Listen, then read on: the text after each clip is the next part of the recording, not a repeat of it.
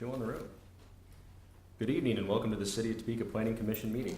We are a commission appointed by the mayor and the city council to plan for the orderly growth and development of the community, to hold public hearings and to make recommendations to the city council on planning items.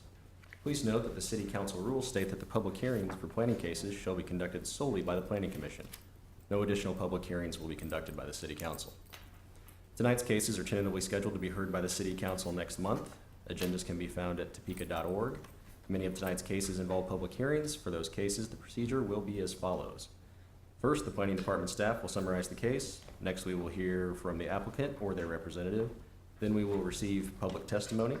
Public comments should be addressed solely to the chair, or vice chair in this case, and are limited to 4 minutes. Chris, please take roll. Mr. Beck? Here. Mr. Crook? Here. Ms. Cavazos? Mr. Gales? Mr. Jefferson? Here. Mr. Hall? Here. Ms. Jordan? Here. Mr. Lackey? Mr. Woods? Here. We have 6 and a quorum. All right, thank you, Chris. Next item on the agenda is the approval of the minutes from last month. Anyone have any comments? Hearing none. I move to approve the minutes. Second. All right, Chris, we'll go ahead and take a vote. Mr. Woods? Here. Aye. Ms. Jordan? Aye. Mr. Hall? Aye. Mr. Jefferson? Aye. Mr. Crook? Aye. Mr. Beck? Aye. Motion passes 5-0-0. All right. Thank you, everyone. Now 6. moving on Sorry. to item C, communications to the commission. Mr. Hall? We have no communications tonight.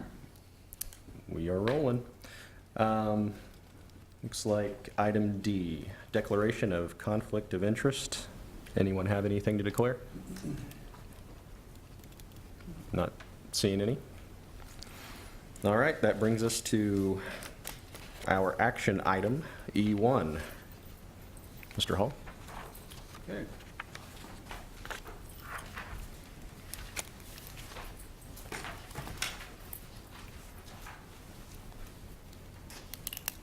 Last month, you considered a petition to rezone the lots fronting on Southeast Gemstone Lane. Petition brought to us by the homeowners that live on the east side of Gemstone Lane. And a decision was not made at that meeting, but the Planning Commission did ask staff to come back with additional information to present at this meeting.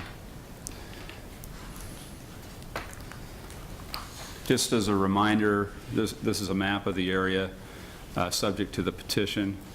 The homeowners that signed the petition live on the east side as shown in the map, shown by the arrow. And the vacant properties are on the west side of Gemstone Lane. Photos have been taken in the locations shown on the map. Just as a reminder, this is what the homes, these are the homes that are on the east side of Gemstone Lane. The Planning Commission asked that staff come back with additional information regarding the legal ramifications of this action, the process, if the rezone was initiated, what the process would be like going forward, property values and tenure patterns in similar developments, and the restrictive covenants for Stonecrest. On the legal ramifications, the Deputy City Attorney Mary Feeney has drafted a memo, written a memo that has been provided to you under separate cover. It's confidential by attorney-client privilege. And the restrictive covenants for Stonecrest, specifically the declaration of restrictions, they are attached to the memo, and they're in the packet. Just a note on the restrictive covenants, the city has no role in writing those covenants or in enforcing those covenants. Those are covenants to be addressed or to be adjudicated between property owners. So just on the process, if the commission makes the decision to initiate a rezone application, planning staff would hold a neighborhood information meeting. Notification would be sent by mail to property owners within 200 feet of the subject property. That would need to occur at least 20 days prior to the public hearing. Publication of notice would be made in Topeka Metro News. That would need to occur at least 20 days prior to the public hearing. Staff would review and make a recommendation in the form of a staff report. Public hearing would be held by the Planning Commission. If initiated by June 5th, that would happen on July 20th following the normal schedule. And following the normal schedule, a final decision would be made by the governing body. That would be anticipated in the third Tuesday in August. Here's a comparison neighborhood. This is something that we talked briefly about at the last meeting. This is about 1/2 mile to the west of the subject property and is on Michigan Avenue. On the west side of Michigan Avenue, there are several lots, and 6 of those lots either have or are in the process of having single-family detached homes constructed on them. And in the memo, excuse me, on the east side, directly facing the single-family homes in those lots are duplexes. So of the 9 lots on the west side of southeast Michigan, 6 lots are occupied by single-family detached homes. Of the 6, 2 are owner-occupied and 3 are renter-occupied, and 1 is under construction. Appraised values of those completed homes is in the range of $153,000 to $167,000. We also have some photos.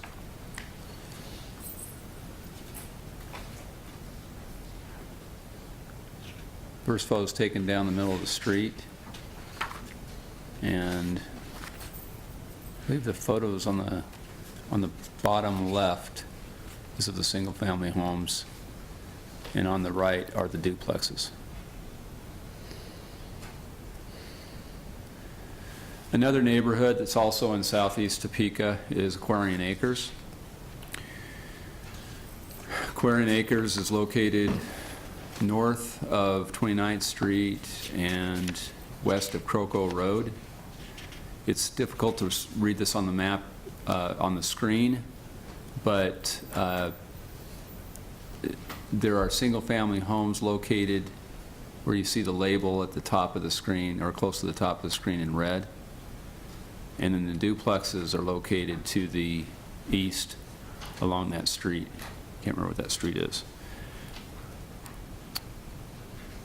So in this case, of the 3 single-family detached homes at Southeast Taurus and Southeast Virgo Street, 2 are owner-occupied with values of $208,000 and $229,000 respectively. Those are appraised values. The other single-family home is renter-occupied with an appraised value of $256,000. There are several duplexes on Southeast Taurus which are renter-occupied with appraised values ranging from $224,000 to $239,000. Just in looking at this information, it doesn't, I don't believe you can draw real strong conclusions about this. I think one thing that can be observed is on Michigan, 3 of the 6 single-family detached homes on the west side of Michigan are renter-occupied, and those are single-family homes. In the Aquarian Acres neighborhood, the single-family homes in that neighborhood have a relatively high appraised value, and they exist in proximity to duplexes. Although it should be recognized that they don't face one another. They're kind of to the side of one another. That's a single-family residence, and this is a duplex, just 2 different photos taken of the same duplex. Some other factors that are discussed in the memo. There are several. I'll just elaborate on a couple of them. The owners opposing the rezone own about 1/2 of the private property in the area subject to the petition. The owners may obtain building permits and start construction prior to a change in zoning, which, even if the property is rezoned, would mean that a rezone would have not a lot of practical effect. Past basis for city-initiated rezones is if it is something that's specifically directed in the comprehensive plan or in neighborhood plans. The city's adopted several neighborhood plans, and in some cases, those were explicit in providing direction to downzone property, and that was done on that basis. The city's comprehensive plan is essentially the land use growth management plan. And just a couple comments about this land use growth management plan. The land use growth management plan doesn't include any explicit or implicit policy for downzoning the subject property. The future land use map in the land use growth management plan designates the subject property as urban, suburban, low-density residential. As stated in the plan, areas designated as such are predominantly characterized by a cohesive display of single-family or two-family residential development up to a maximum of 6 dwelling units per acre, primarily in the form of subdivisions. This is on page 44 of the Land Use Growth Management Plan. The Land Use Growth Management Plan and sound planning practices encourage the arrangement of multifamily or medium-density residential land use and zoning as a transition between single-family residential areas and commercial areas.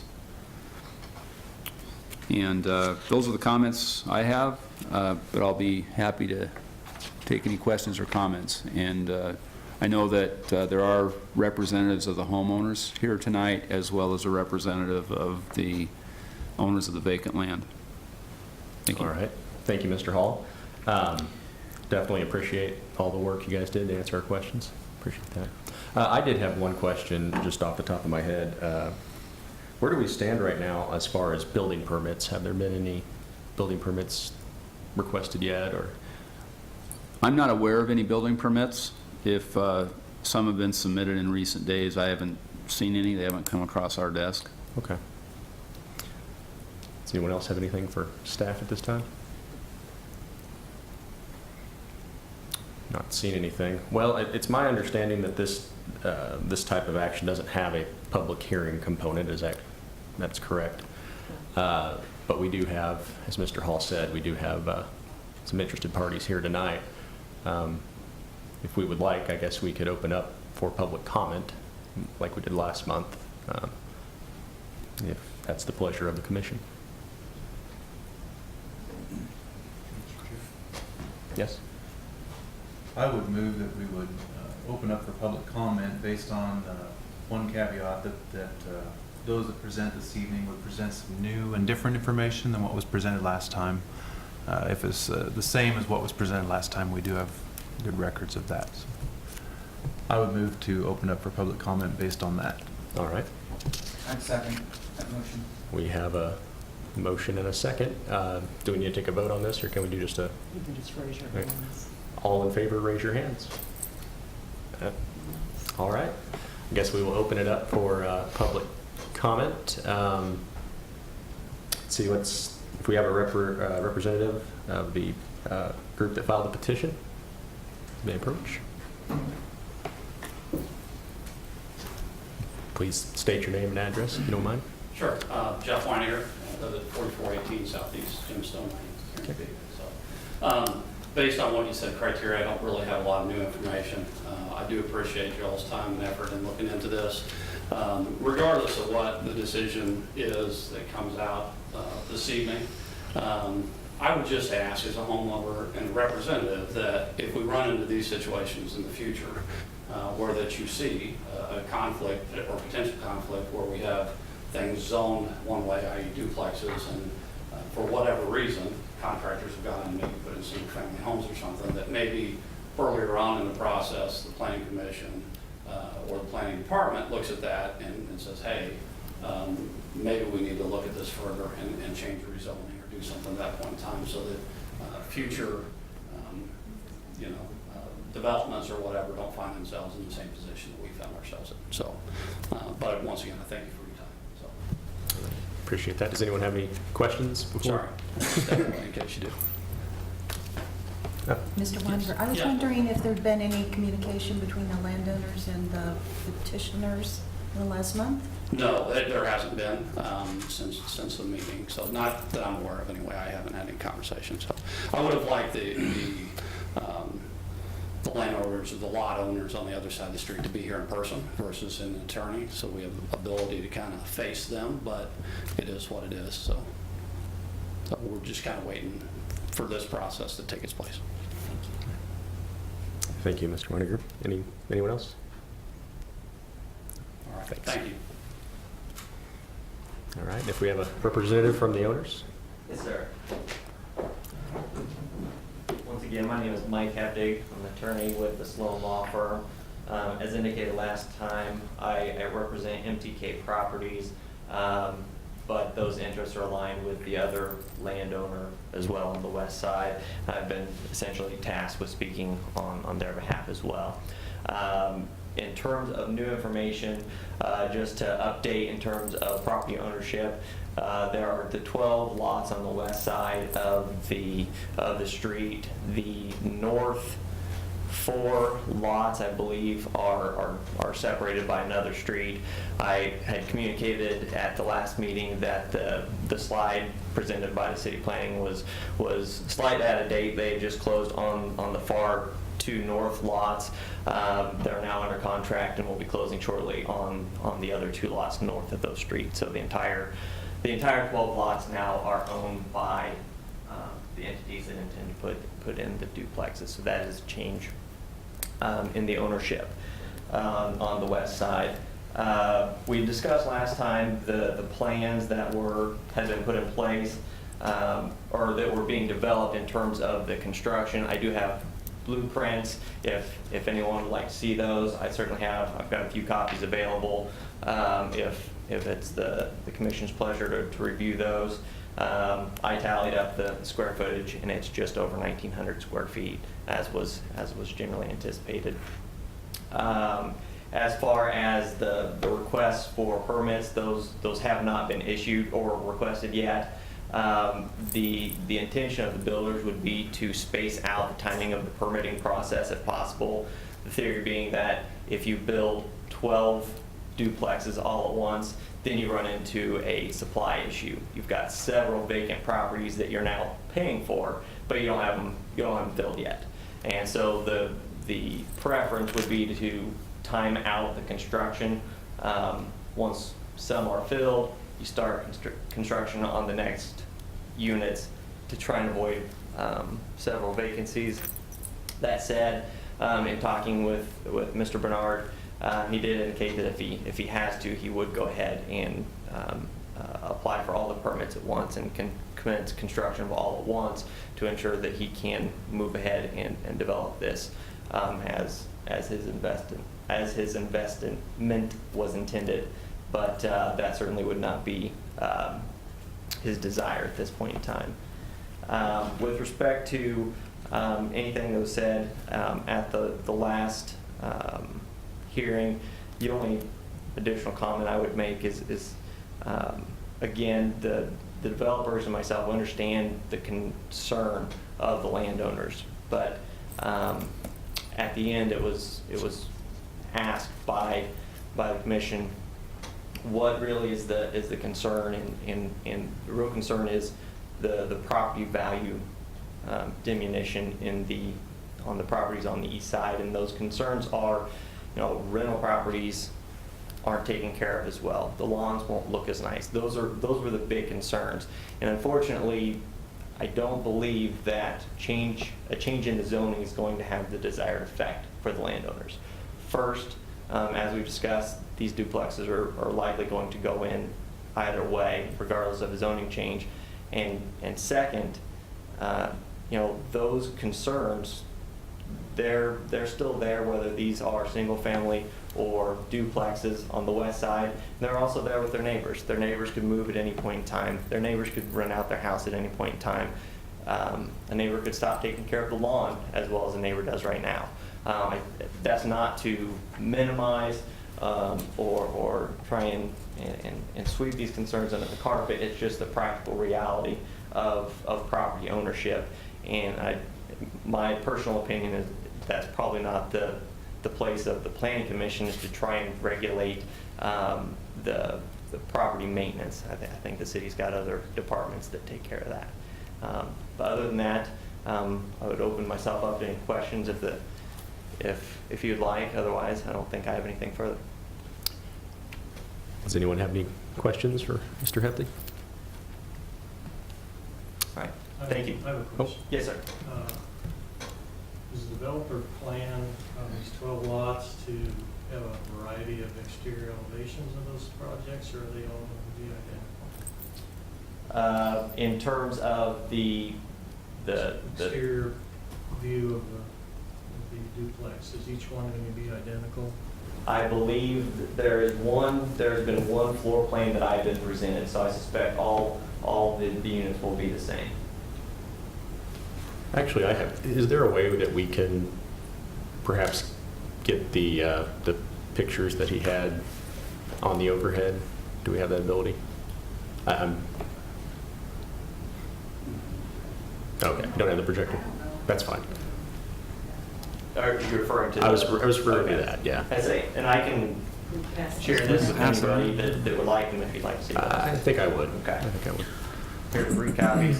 Start one on this end, one on this end, one in the middle. Okay. And the front is just, looks like frankly a fancy Google SketchUp rendering, and then after that are the floor plans.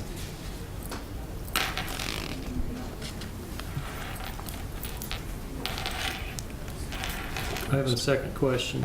Does the developer guarantee that his building matches all the covenants of the restricted covenants of the development or of the area? Under our interpretation of the covenants, they certainly The would. roof pitch is at 612, and 10% of the front of the building is stone or some other material. It is stone, or I believe that there's a stone facade indicated on there. I couldn't speak to the roof pitch, but I know that Mr. Barnes was, when he first approached our firm about this, we were discussing the covenants and what it took to comply with the covenants. So when he was working with his design folks, I would certainly hope that they kept that in mind as they were Okay. doing that.